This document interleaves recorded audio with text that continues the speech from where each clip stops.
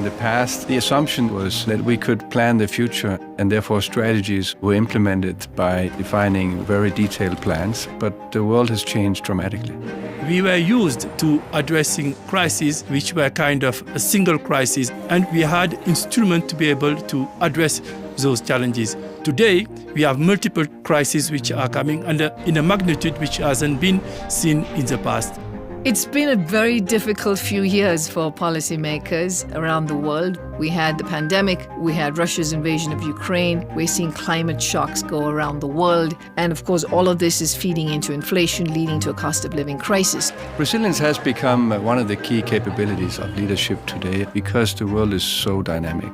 There's so many different angles to resilience when you think about it from the point of view of an organization. The one that is really top of mind for us is the resilience of our own people.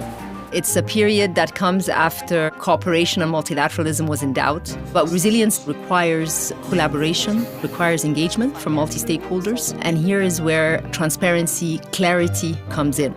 The way we should build it is by seeing it as an opportunity to diversify to those countries that were not part of the first wave of globalization.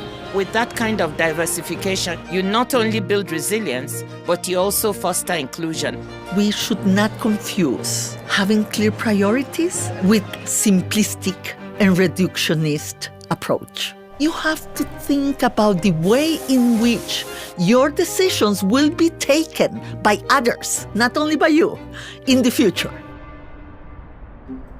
We should be prioritizing a medium to long-term mindset. For example, 97% of all healthcare costs is being spent after a patient feels ill, and that obviously is wrong, frankly. If we could spend a bigger proportion in early detection, even prevention and early intervention, that would be a much, much better case.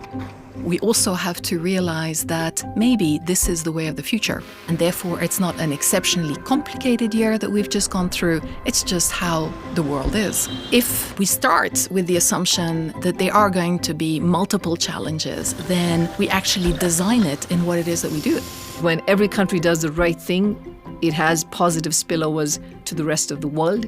So I think it's very essential for countries to come together. We need leaders with the courage to dream big, not do incremental progress, but radical leadership styles. I think we have an opportunity to reinvent value chains, to be carbon neutral, to be more fair, more inclusive, and more resilient. Now that's a better future.